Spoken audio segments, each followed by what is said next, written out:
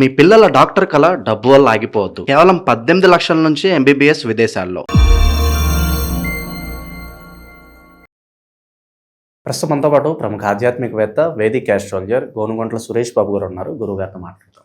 నమస్కారం గురుగారు. మణికంఠ గారు నమస్కారం అండి. కర్కాటక రాశి వాళ్ళకి ఈ ఆగస్ట్ నెల 2026 ఓవరాల్గా ఎలా ఉండబోతుంది? ప్లస్లు మైనస్లు, ఏ విషయాలు ఎక్కువగా జాగ్రత్తగా ఉంటే ఈ నెల వేళ కలిసి వస్తుందంట? ఓం గం గణపతియే నమః. స్వర్ణలక్ష్మి నమస్తే అస్తు. పరబ్రహ్మ స్వరూపిణి రాజ్యం దేహి ధనం దేహి సర్వకామాంచ దేహి మే.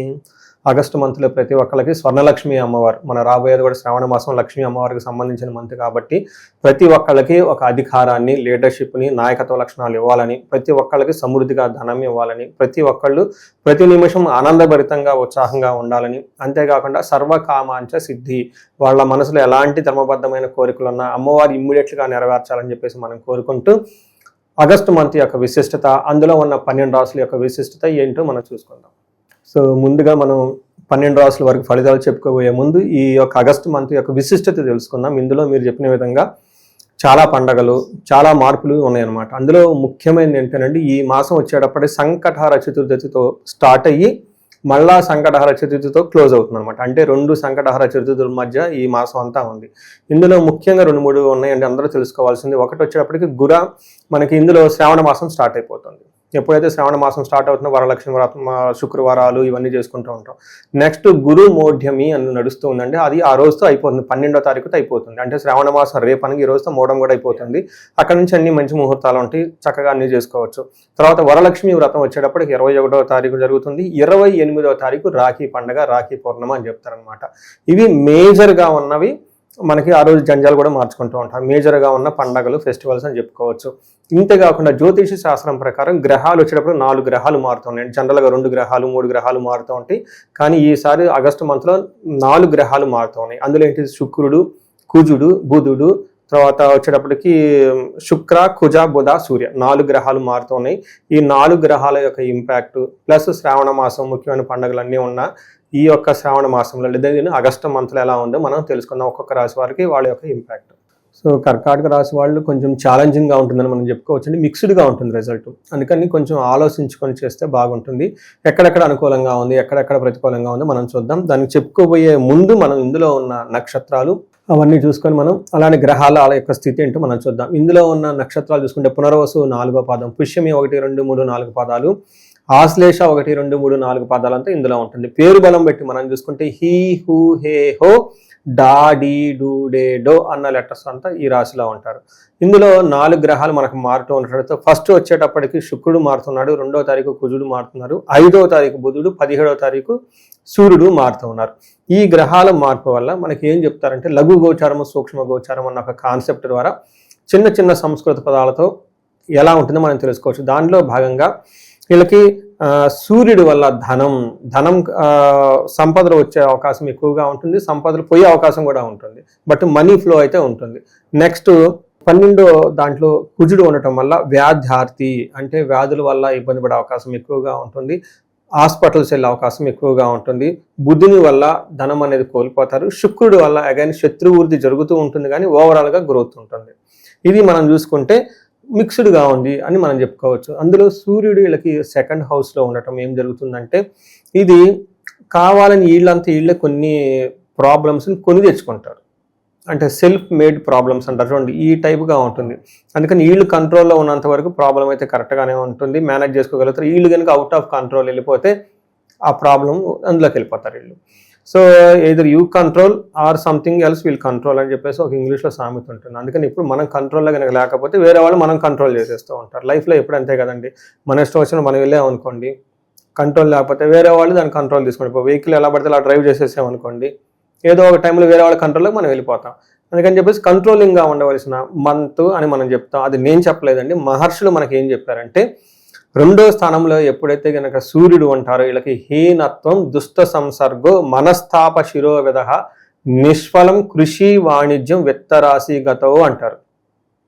ఈ శ్లోకం చాలా ఇంపార్టెంట్ అండి, చాలా డీప్ మీనింగ్ కూడా ఉంటుంది. ఇది యాజ్ ఇట్ ఈజ్గా చెప్పాను. ఎందుకు అంటే ఈ టైంలో హీనత్వం, వీళ్ళకి నీచ బుద్ధి పుడుతుంది. అంటే అప్పటిదాకా డిగ్నిటీగా ఉన్న వాళ్ళు ఏదో చేయకూడని పని చేయాలని ఒక ఆలోచన చేస్తుంది. హీనత్వం, దుష్ట సంసర్గ, దుష్ట సమాసం వీళ్ళ పోయి పడుతూ ఉంటారు. తర్వాత ఏమవుతుంది, మనస్తాపానికి గురవుతూ ఉంటారు, శిరోవేద తలనొప్పి పనులు వచ్చేస్తుంటుంది. ఏదైనా పని చేస్తే అంతగా పెద్ద కలిసి రాదు, వ్యాపారం కానీ బిజినెస్ కానీ అని మనకు చెప్తూ ఉంటారు. అంతేకాకుండా అనవసరమైన గొడవలు అయ్యే అవకాశం కూడా ఉంటుందని మనకు చెప్పవచ్చు. అందుకని చెప్పేసి దుష్టులకు దూరంగా ఉంటే ఎప్పటికైనా చాలా మంచిది. ఇది మీరంతా మీరు చేతిలో చేసుకునే అవకాశం ఎక్కువగా ఉంటుంది కాబట్టి వృధాగా అనవసరమైన వాళ్ళతో పరిచయాలు, అనవసరంగా మనకేం చెప్తారో ఖర్చులు పెట్టడం అనేది కట్ చేసుకుంటే చాలా బాగుంటుంది. కుజుడు 12వ ప్లేస్లో ఉండే ఇది మిక్స్డ్గా ఉంది, రిజల్ట్ అంత సరిగా ఉండదు, ధన ప్రవాహం వస్తూనే ఉంటుంది కానీ బట్ వేరే విధంగా ప్రాబ్లం అవుతుంది. మనకేం చెప్తారు, కుజుడు 12వ స్థానంలో ఉంటే హాస్పిటలైజేషన్స్, ప్రవాసం, దూర ప్రాంతాలకు వెళ్ళటం, వ్యాధి పీడం, వ్యాధుల ద్వారా బాధింపబడటం, బంధువైరం, బంధువులతో గొడవపడటం, అర్ధక్షయం, ధనం కోల్పోతారు. సహజంగా అంతే కదండి, హాస్పిటల్ పడినప్పుడు బాగా డబ్బులు వెళ్ళిపోతాయి, ఇంకెక్కడ ఉంటుంది. అలానే దేహ పీడం, శారీరకంగా దేహం పీడించబడుతుంది, అటు ఇటు ట్రాన్స్ఫర్స్, ధననాశనము అని చెప్పి ఇవన్నీ జరిగే అవకాశం ఉంటుంది కాబట్టి బట్ ఇవన్నీ చిన్న చిన్న విషయాలే కాబట్టి పెద్దగా సీరియస్గా కూడా తీసుకునే అవసరం లేదు, సహజం కాబట్టి అవి. అయితే ఇందులో శుక్రుడు 3వ స్థానంలో ఉండటం అగైన్ మిక్స్డ్ రిజల్ట్ అని చెప్తారు. కొన్ని సందర్భంలో వీళ్ళకి ప్రాస్పెరిటీ ఉంటూనే బట్ ఛాలెంజెస్ కూడా ఉంటుంది. ఎక్కడ ఉంటుంది, శత్రు వృద్ధి, ధనక్షయం, ధనం అనేది విపరీతంగా కోల్పోతారు, శత్రువులు అనేవాళ్ళు ఎక్కువగా ఉంటూ ఉంటారు. గత జీవన రాహిత్యం అంటే ఏమని చెప్తారు, ఇంతకు ముందుతో లాగా లైఫ్ అనేది ఇప్పుడు ఉండదు, చాలా చేంజెస్ అయితే ఉంటాయి అని మనం తెలుసుకోవాలి. ఇది 3 గ్రహాల యొక్క స్థితిని బట్టి చూస్తే మనం ఏమని చెప్పుకోవచ్చు అంటే మిక్స్డ్గా ఉంది, కొన్ని విషయాల్లో ఛాలెంజింగ్గా ఉందని గమనించుకోవాలి. ఓకే, ఇక నక్షత్రాల పరంగా చూస్తే ఎలా ఉంటుందంటారు ఈ రాశి వాళ్ళకి?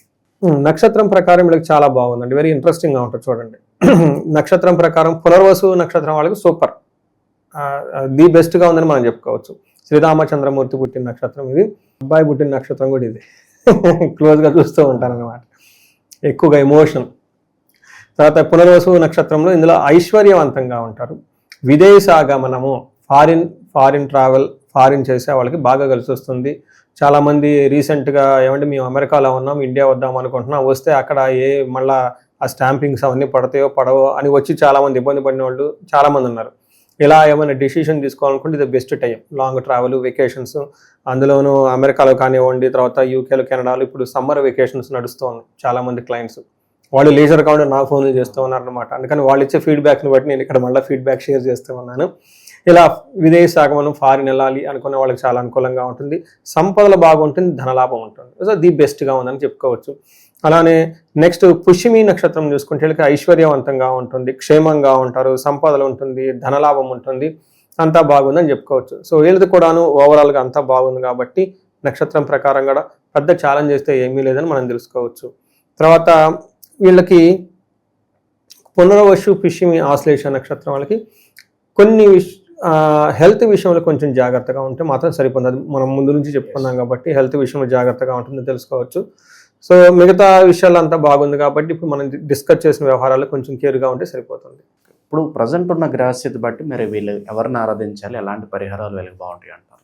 సూర్యుడు వల్ల తర్వాత జాబులో కొంచెం ఇబ్బందులు వచ్చే అవకాశం ఎక్కువగా ఉంటుంది కాబట్టి వీళ్ళకి ఆదిత్య హృదయ స్తోత్రం అని ఉంటుందండి, చాలా పవర్ఫుల్. అది చదువుతూ ఉంటే రెగ్యులర్గా బాగుంటుంది. లేదంటే సూర్య అష్టకం అని ఉంటుంది, సూర్య నమస్కారాలు చేసుకుంటూ ఉండాలి. దీనితో పాటుగా రెమెడీ వచ్చేటప్పటికి ఆంజనేయ స్వామిని రెగ్యులర్గా పూజించడం, గాయత్రి దేవుని మాతని ఎక్కువగా పూజించడం చేస్తూ ఉంటే సరిపోతుంది.